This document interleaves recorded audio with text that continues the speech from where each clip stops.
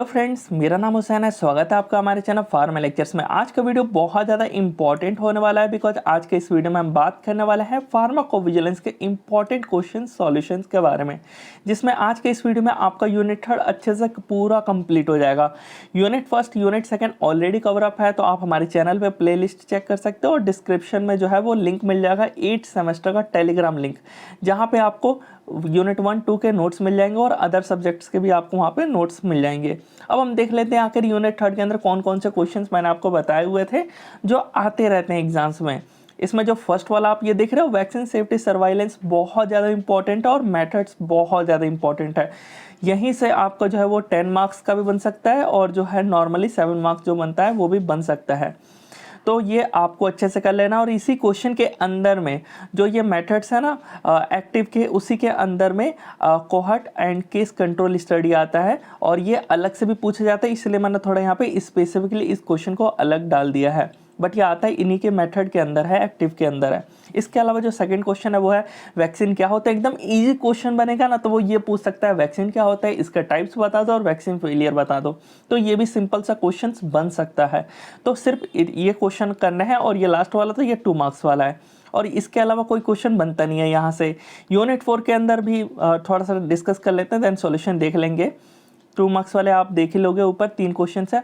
Long में ना ICH देखा गया है कि बार बार आता है, तो आपको यहाँ से ICH के बारे में अच्छे से पढ़ लेना है, इसके गाइडलाइन के बारे में, pre marketing, post marketing, clinical trials और फेज 1 से 4 तक आप ऑलरेडी पढ़ोगे ही, तो उसको भी पढ़ लेना। बस इतना आपको करना है जिससे आपका यूनिट 4 भी कंप्लीट हो जाएगा। तो मैं कोशिश करूंगा कि लास्ट ईयर का क्वेश्चन पेपर सॉल्यूशन बनाऊं, तो ये भी पुट अप कर दो बिकॉज अभी एक एक यूनिट का सॉल्यूशन बनाना थोड़ा मुश्किल है अभी के लिए। तो इस वजह से मैं सॉल्यूशन में पुट कर दूंगा लास्ट ईयर के क्वेश्चन पेपर जब सॉल्यूशन बनाऊंगा। तो देख लेते हैं यूनिट 3 के अंदर पहला क्वेश्चन क्या है। तो यही है, वैक्सीन सेफ्टी सर्वाइलेंस के बारे में आपको बताना है।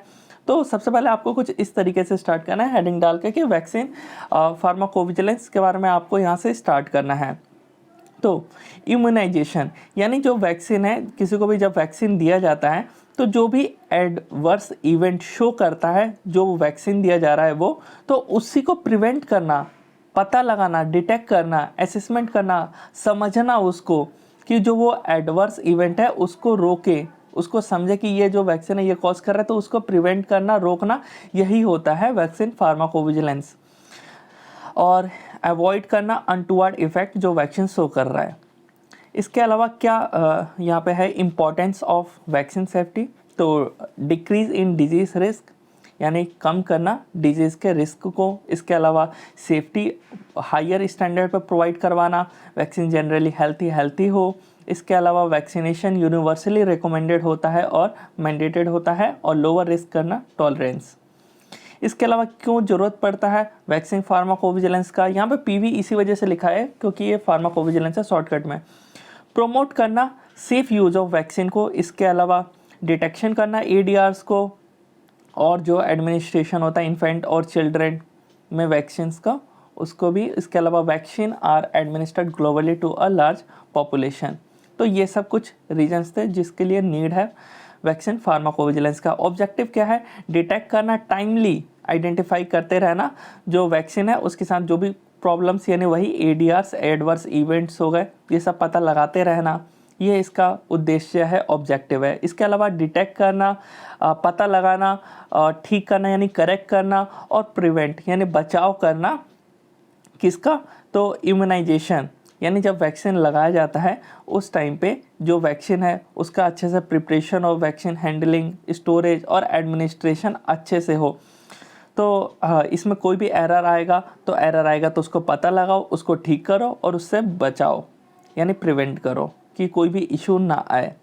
To identify signals of unknown vaccine reaction, और आइडेंटिफाई करना सिग्नल्स वही सब जो ADR कॉज होते हैं।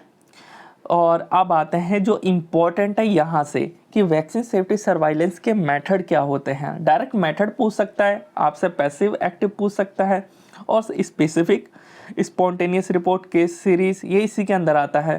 पैसिव सर्वाइलेंस के अंदर स्पॉन्टेनियस रिपोर्टिंग सिस्टम और case report and case series. इसके अलावा एक्टिव के अंदर ना बहुत सारे आते हैं जिनमें से cohort event monitoring important registries और सेंटिनल साइट और कॉम्परेटिव ऑब्जर्वेशनल स्टडी, इसी के अंदर वो cohort and case control study आता है। तो इसको हम आंसर 4th में देखने वाले हैं, बिकॉज एकदम अच्छे से वो पूरा ही समझना होगा हमें। अब आते हैं यहाँ पे पैसिव सर्वाइलेंस होता क्या है।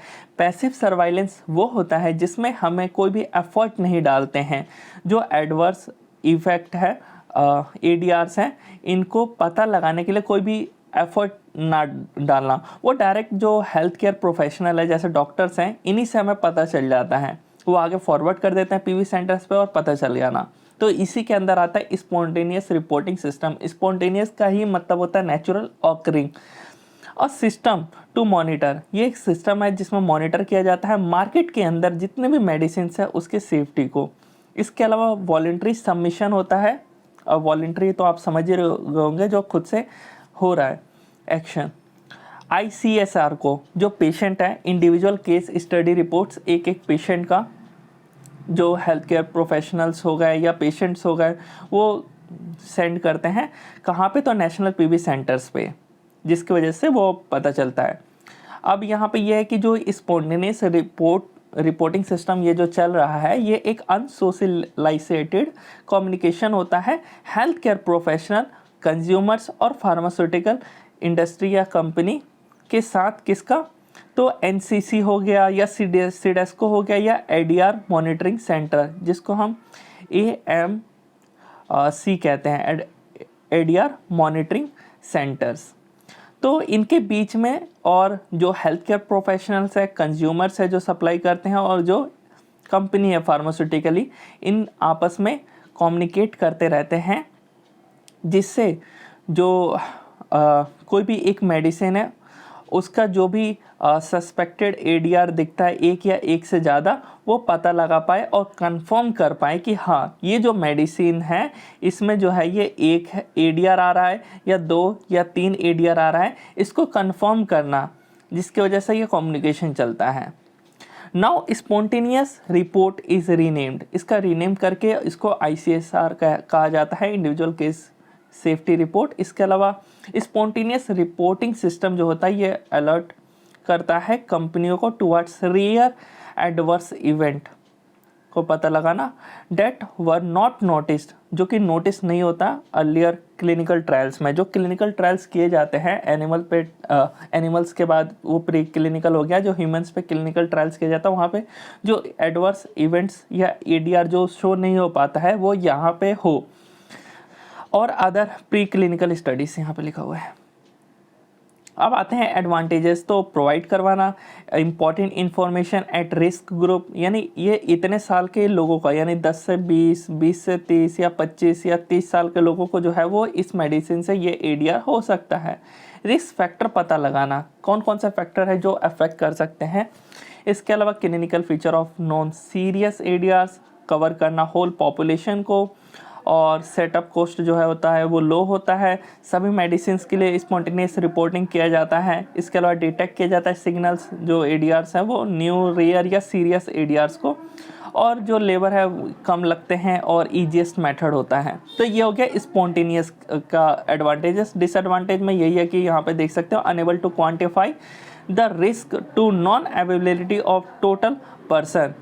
जितने भी लोग बिकॉज बहुत सारे लोग लेते हैं तो सभी के सभी जो है वो डॉक्टर के पास जा कर के मतलब कि नहीं इन्फॉर्म करना कि अच्छे से कि जो हमें है इस ड्रग से ये ADR हो रहा है, ADR हो रहा है, घर पे हो रहा है, बस वो बता नहीं रहे, जो इन्फॉर्म कर रहे हैं सिर्फ उतने से ही तो स्पॉन्टेनियस में पता चल रहा है, कोई इफोर्ट क्योंकि यहाँ पर डाला नहीं जा रहा। तो ये एक डिसएडवांटेज है।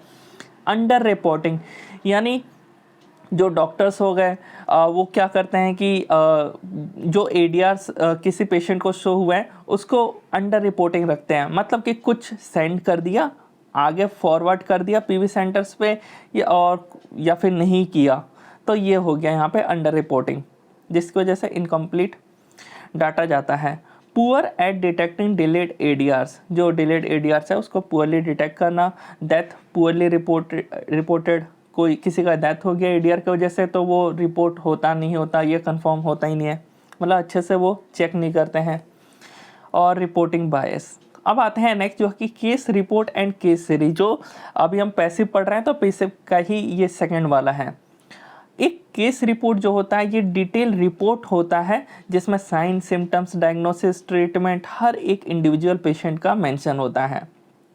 ये डिस्क्राइब करता है पर्टिकुलर आउटकम्स को और एक्सपीरियंस, एक आदमी जिसने ड्रग्स को लिया है उसके क्या आउटकम्स आए हैं, क्या उसको एडीआर शो हुए हैं, तो ये सब कुछ पता लगाता है by sign, symptoms, diagnostic, treatment करके उस पेशेंट का। These reports are useful for generating hypothesis. Hypothesis और हाइपोथेसिस दोनों एक ही है। और about the effect of the drug, ये जो इफ़ेक्ट ऑफ द ड्रग है इसके बारे में हेल्प करता है कि आगे चल के हाइपोथेसिस का स्टडीज़ करें। A series of case report is called case series. जो सीरीज होता है केस रिपोर्ट का उसी को हम केस सीरीज कहते हैं, और ये प्रोवाइड करवाता है जो एक तरह का एविडेंस ड्रग और एडीआर के बीच का। मतलब साइन यहाँ पे इसी वजह से लिखा है कि जो एविडेंस प्रोवाइड करवाना जो मेडिसिन और एडवर्स इवेंट है इन दोनों के बीच का। एग्जाम्पल के तौर पे आप ये बता सकते हो टॉक्सिक एपिडर्मल नेक्रोसिस एक पेशेंट को हुआ है। ये जो टॉक्सिक एपिडर्मल नेक्रोसिस है ना, ये एक सीवियर स्किन पीलिंग और ब्लिस्टरिंग हो रखा है उसके स्किन पे। तो फिजिशियन मेनली इसमें क्या करता है, वो देखता है पेशेंट को, डायग्नोसिस करता है उस डिजीज़ को, और उसके बाद इनिशिएट करता है केस रिपोर्ट को बाई हेल्थ केयर डिपार्टमेंट से कम्युनिकेट करके, जो लोकल है हेल्थ केयर डिपार्टमेंट उससे करके, और रिपोर्ट तैयार करवाना। बस ये रिपोर्ट तैयार हो गया और इसी से आगे फॉरवर्ड कर देना, पता लगाना। तो ये इसमें होता है केस रिपोर्ट्स में। अब आते हैं एक्टिव फार्माकोविजिलेंस। एक्टिव से आप समझ आ गया होगा, एफर्ट यहाँ पे डालना पड़ेगा आपको और एडीआर को देखने के लिए। This is achieve by the active monitoring at starts. यहाँ पे एक्टिव मॉनिटरिंग किया जाता है, यानी पेशेंट को देखा जाता है ड्यूरिंग और आफ्टर ट्रीटमेंट, पूरा वॉच करना होता है कि जो मेडिसिन है वो एडीआर शो कर रही है। It helps to find out completely the number of adverse events, मतलब कितने number of adverse events show कर रही है, मतलब क्या क्या प्रॉब्लम्स उस पेशेंट को हो रहा है। तो वो सब कुछ, ये नहीं कि एक दो, जितने भी हैं वो मेडिसिन से वो सब कुछ पता चल जाता है इसके अंदर। कैसे, वो अभी आपको आगे देखने को मिलेगा। The event may be detected by screening patient record, एक ये हो गया।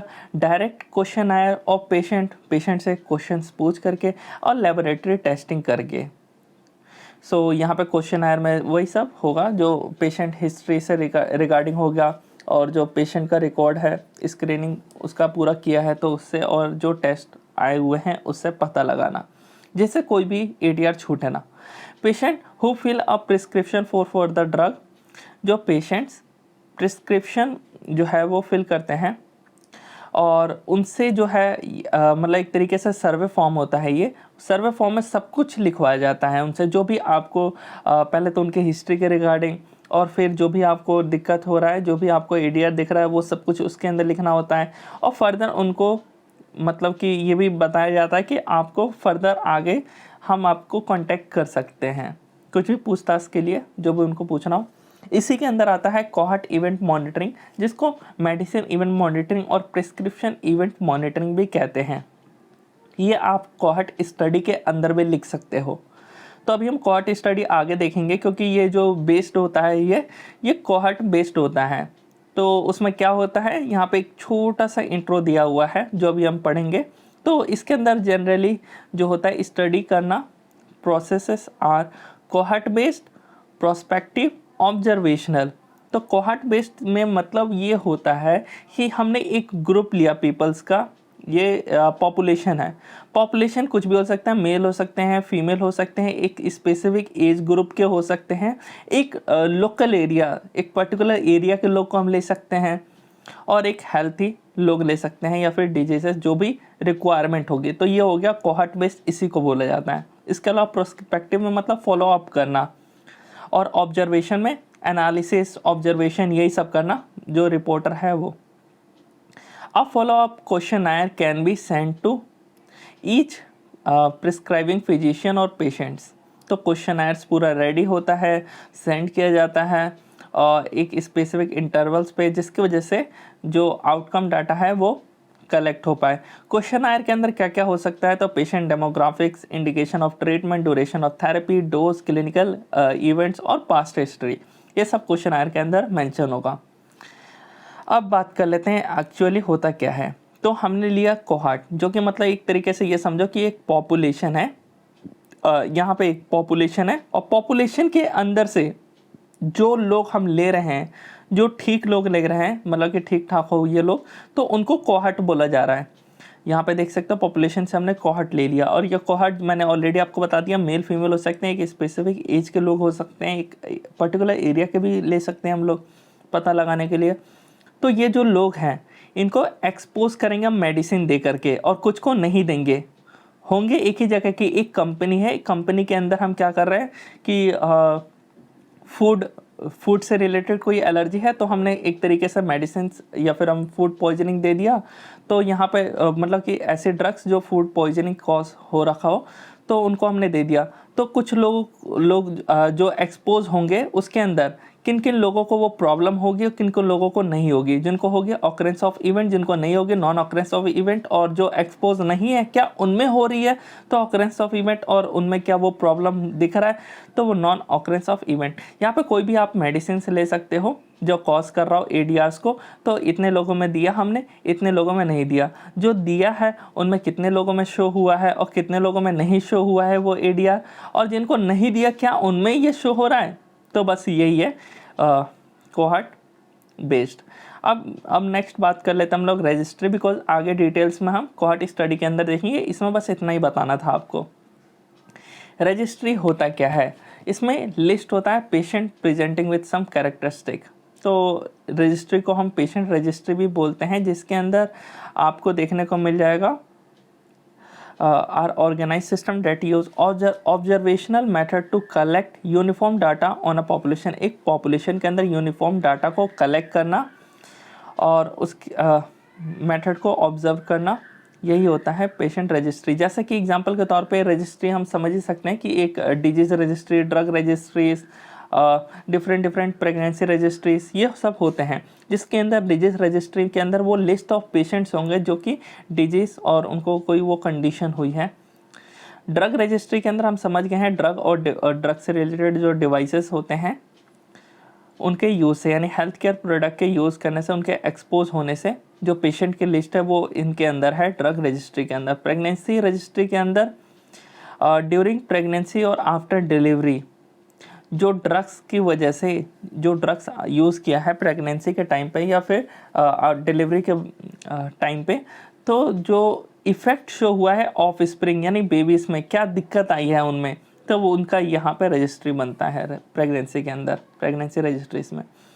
अब आते हैं सेंटिनल साइट्स। सेंटिनल साइट्स एक तरह का कम्युनिटी होता है, यहाँ पे डेप्थ डाटा मिलता है एनालाइज करने के लिए कि एक ज्योग्राफिकल एरिया है वहाँ पे कंडक्ट करवाया जाता है बहुत लार्ज पॉपुलेशन में, और इसके लिए रूल्स रेगुलेशंस बने हुए रहते हैं, और जिसकी वजह से जो इंफॉर्मेशन मिलता है वो रिच सोर्स ऑफ इंफॉर्मेशन मिल पाता है, बहुत ज़्यादा अच्छा। लेकिन यहाँ पे ये है कि बहुत कॉस्टली पड़ जाता है और इम्प्लीमेंट करना मुश्किल रहता है एक नेशनल स्केल पे।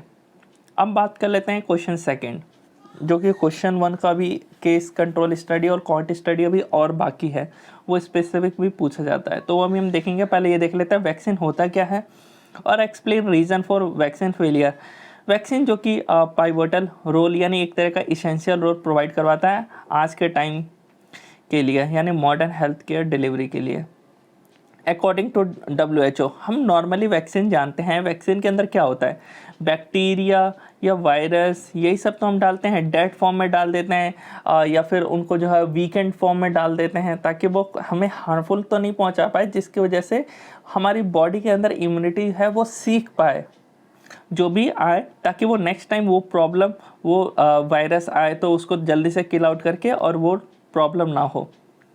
तो वैक्सीन जो कि एक कॉम्प्लेक्स बायोलॉजिकल प्रिपरेशन है अकॉर्डिंग टू WHO बता रहा हूँ, जिसका काम ये है कि बॉडी के अंदर जाके इम्यून सिस्टम से इम्यून रिस्पॉन्स जनरेट करना एक पर्टिकुलर पैथोजन के लिए। पैथोजन आप समझ ही सकते हो जो बीमारी कॉज करता है, इलनेस कॉज करता है, कुछ भी हो सकता है, बैक्टीरिया वायरस। अब vaccine typically contain an agents, vaccine एक एजेंट करता है जिसको रिजेंबल किया हो जाता है डिजीज कॉजिंग माइक्रो ऑर्गेनिजम्स। जो डिजीज कॉजिंग माइक्रो ऑर्गेनिजम्स हैं उनको वीकेंड फॉर्म कर दो या किल फॉर्म करके, और उस किल फॉर्म करके इट टॉक्सिन और इट सरफेस प्रोटीन इसका यूज़ किया जाता है उस माइक्रोब्स को या उसके टॉक्सिन को या उसके सरफेस के प्रोटीन्स को वीकेंड फॉर्म में या किल्ड फॉर्म में वैक्सीन के अंदर पुटअप करके और दिया जाता है। अब कहीं अगर सिंपल सा क्वेश्चन आ गया ना तो टाइप्स भी पूछ लेगा, तो killed inactivated vaccine, live vaccine और टॉक्सॉइड वैक्सीन्स ये सब आते हैं। किल्ड इनएक्टिवेटेड वैक्सीन के अंदर जो कि किल माइक्रो ऑर्गेनिजम्स जो है, माइक्रो ऑर्गेनिजम्स जो होते हैं उनको पहले किल कर दिया, जैसे कि बैक्टीरिया वायरस है, इसको किल कैसे करेंगे, हीट और केमिकल्स की मदद से। और जैसे ही किल्ड होता है तो उसको जो किल्ड फॉर्म है उसको हम इंट्रोड्यूस करवाते हैं बॉडी के अंदर शॉर्टर ड्यूरेशन में, बहुत कम टाइम में जल्दी से इम्यूनिटी जो है वो डेवलप हो जाती है, और ये जो है मंथ और ईयर तक काम करती हैं। तो बीच बीच में आपने देखा होगा कि बूस्टर डोज भी लगवाया जाता है, जिसकी वजह से और भी इसका जो है टाइम वो है वो बढ़ जाए और ज़्यादा टाइम तक वो अपना काम दिखाए, ताकि आपको फर्दर आगे तक वो प्रॉब्लम ना हो। लाइव वैक्सीन के बारे में अगर बात करें, और किल्ड वैक्सीन, दोनों में बैक्टीरिया और वायरस का यूज़ किया जाता है। इसके अंदर वायरस का यूज़ किया जाता है जिसका अवायरुलेंट पार्ट, वायरस का वो पार्ट जो कि एक तरह से उसका हथियार हटा लो ना, तो वो अवायरुलेंट पार्ट जो है वायरस का, जो हमारे बॉडी के अंदर घुस पाएगा, उसको पता है कि हाँ डीएनए तक मुझे कैसे पहुंचना है, तो ये अपना काम करेगा। लेकिन जो इसके साथ हथियार होते हैं जो कॉज करता है प्रॉब्लम, उसको हटा दिया है हमने, तो वो पार्ट जाएगा बॉडी के अंदर और वहाँ पर जा कर के अपना काम दिखाएगा। मतलब एक तरीके से डीएनए से बाइंड होगा और अपना जो है वो इम्यून रिस्पॉन्स ये सब जनरेट होंगे, और ये लॉन्गर ड्यूरेशन शो करता है एज़ कम्पेयर टू किल्ड वाले से। और कोई भी HIV, cancer, respiratory problem patients को नहीं दिया जाता है। टॉक्सॉइड्स के बारे में बात करें तो इसमें ना बैक्टीरिया ना वायरस का यूज़ किया जाता है, इसमें एक्सोटॉक्सिन का यूज़ किया जाता है। जो बैक्टीरिया के ऊपर एक्सोटॉक्सिन होते हैं ना, उसको मॉडिफाई कर दिया जाता है, जिसकी वजह से उसकी टॉक्सिसिटी जो है वो ख़त्म हो जाती है, उसको इंट्रोड्यूस किया जाता है, और जिसकी वजह से इम्यूनिटी डेवलप होता है। बहुत लंबे टाइम के लिए ये ड्यूरेशन इफेक्ट शो करता है। अब बात कर लेते हैं थोड़ा सा ये कंप्लीट होने वाला है, उसके बाद वैक्सीन फेलियर है। वैक्सीनेशन ये एक प्रोसेस होता है जिसमें एडमिनिस्ट्रेशन किया जाता है एंटीजेनिक मटेरियल को। अभी हमने देख रहे हैं कब से, वो एंटीजेनिक मटेरियल ही तो है, किल्ड फॉर्म या वीकेंड फॉर्म, जिससे स्टिमुलेट कर पाए individuals immune system to develop adaptive immunity to a pathogen. एक पैथोजन के खिलाफ जो है वो इम्यूनिटी, एडेप्टिव इम्यूनिटी बोलो या इम्यूनिटी बोलो, वो जनरेट कर पाए, ताकि सिर्फ उस स्पेसिफिक पैथोजन को, यानी बैक्टीरिया जो हमने यूज़ किया तो वो बैक्टीरिया नेक्स्ट टाइम जो आएगा उसको वो जल्दी से निपटा देगा। अगर वायरस का यूज़ किया तो वो वायरस को ही निपटाएगा। तो इसीलिए यहाँ पे लिखा हुआ है टू अ स्पेसिफिक, मतलब पैथोजन के लिए। It is one of the most effective way to prevent disease, बहुत ज़्यादा इफ़ेक्टिव वे है डिजीज़ से बचाने के लिए और प्रिवेंट करने के लिए। ओवर द ईयर्स वैक्सीनेशंस बहुत ज़्यादा, मतलब millions of live across the world जिसको सेव किया हुआ है वैक्सीनेशन की वजह से। वैक्सीन फेलियर होता क्या है?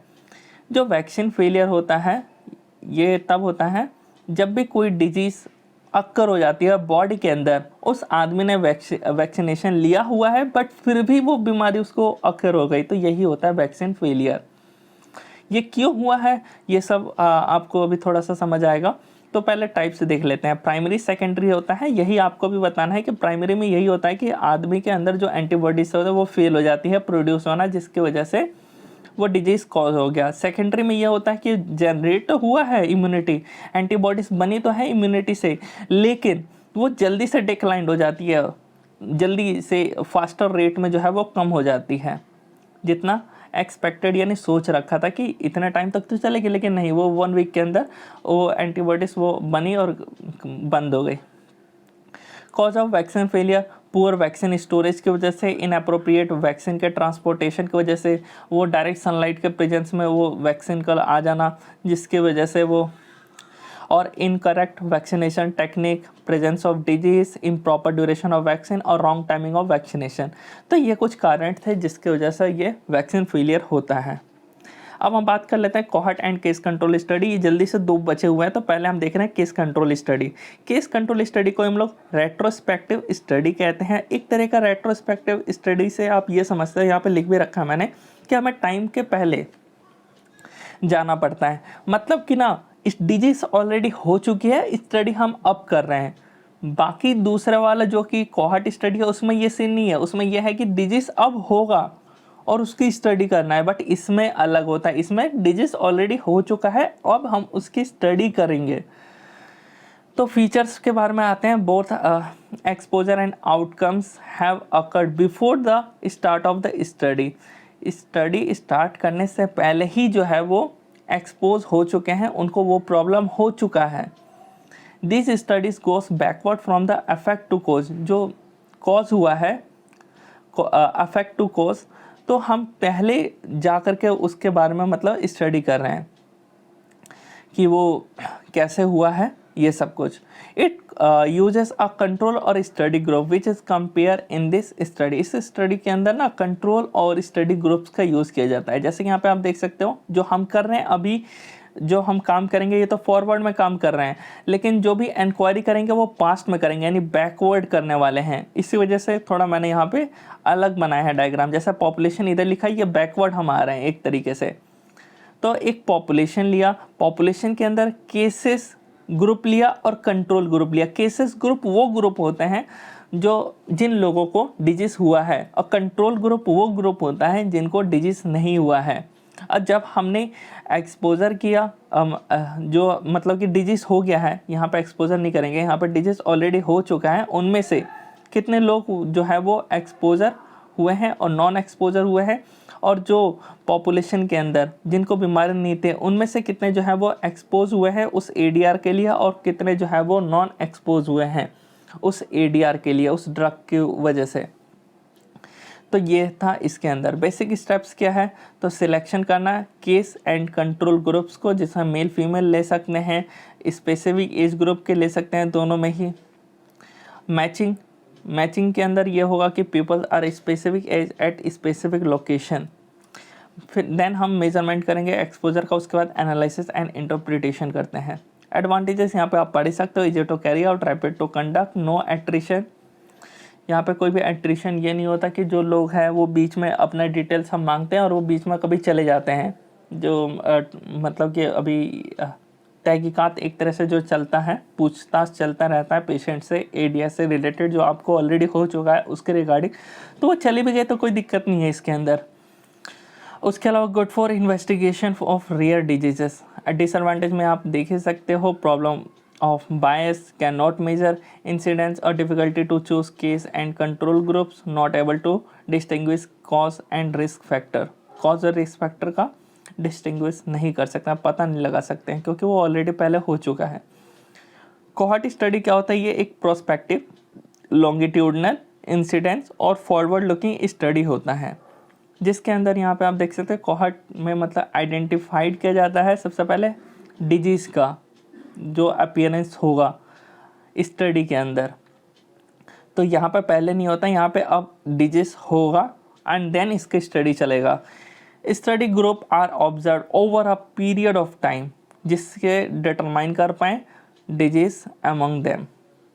Study proceed from cause to effect. उसमें अफेक्ट टू कॉज था, बट इसमें जो है वो कॉज टू अफेक्ट है, बिकॉज ये प्रेजेंट में चलेगा। तो टाइम और डायरेक्शन ऑफ इंक्वायरी अब भी की चलेगी, ना कि पहले की। तो पॉपुलेशन लिया, पीपल विदाउट डिजीज लिया हमने इस पॉपुलेशन के अंदर, और मान के चलो कि फूड पॉइजनिंग हुआ है। तो फूड पॉइजनिंग ये कंपनी है, इस कंपनी के अंदर जो लोग हैं, कितने लोगों ने खाना खाया, फूड को खाया, तो वो हो गए एक्सपोज। कितने लोगों ने फूड को नहीं खाया, उस खाने को नहीं खाया, जैसे मशरूम हो गया, मशरूम को खाया यानी एक्सपोज हुआ, नहीं खाया नॉन एक्सपोज हुआ। अब खाया तो डिजीज कितनों को हुआ और नहीं हुआ, जिनको डिजीज हुआ वो यहाँ पे, जिनको नहीं हुआ वो इधर, और जिन्होंने नहीं खाया उनमें से कितनों को डिजीज हुआ और कितनों को नहीं हुआ, तो वो यहाँ पे आ गए। तो ये था डिज़ाइन ऑफ कोहॉर्ट स्टडी। अब बात कर रहे स्टेप्स ऑफ कोहॉर्ट स्टडी। सबसे पहले सिलेक्शन करना स्टडी सब्जेक्ट्स को, जो भी पर्टिकुलर डिजीज, इन सब के लिए obtain data on exposure, obtain करना डाटा को एक्सपोजर टाइम पे जब वो एक्सपोज हुए तो, और selection of comparison group, selection करना जो दो ग्रुप्स हैं तो उन दोनों के बीच में कंपेयर करना, उसके बाद फॉलो अप करना। फॉलो अप कैसे होगा, तो मेडिकल एग्जामिनेशन ईच मेंबर्स जो लोग हैं उनका, इसके अलावा रिव्यू करके जो फिजिशियन हॉस्पिटल के रिकॉर्ड्स आ रहे हैं, इसके अलावा क्वेश्चन करके उसके बाद फाइनली एनालाइज किया जाता है। और यहाँ पे एडवांटेज डिसएडवांटेज आप देख ही सकते हो। Incidents can be calculated, severe outcomes study simultaneously, जो एक से ज़्यादा आ रहे हैं तो उनको भी स्टडीज़ में किया जाता है। Provide a direct estimation of relative risk और dose response ratio can be calculated. Disadvantage में involves large number of people, ज़्यादा लोग इसमें इन्वॉल्व होने पड़ते हैं, ज़्यादा टाइम लग जाता है। प्रॉब्लम होता है एट्रिशन, कोई बीच में छोड़ के चला गया तो, क्योंकि अभी उसको डिजीज़ हुआ और वो छोड़ के चला गया तो वो स्टडी अधूरी हो जाती है। एक्सपेंसिव भी होता है। तो ये हो गया कंप्लीट, यहाँ पे कंप्लीट सारे क्वेश्चन के बारे में। और मैं आपको यहाँ पे दिखा देता, एक जो क्वेश्चन बच गया था, list out factors affecting adverse event of the vaccine, तो ये शॉर्ट क्वेश्चन में था, इसका आंसर आप बता सकते हो। जैसे कि लाइफ स्टाइल हो गया, जो फैक्टर्स अफेक्ट करते हैं एडीआर को, तो इस तरीके से आप बता सकते हो यहाँ पे। तो शॉर्ट क्वेश्चन है, 2 मार्क्स का है। कमेंट बॉक्स में आप जरूर बताइएगा, इसका पीडीएफ आपको आज मिल जाएगा। मिलते हैं नेक्स्ट वीडियो में।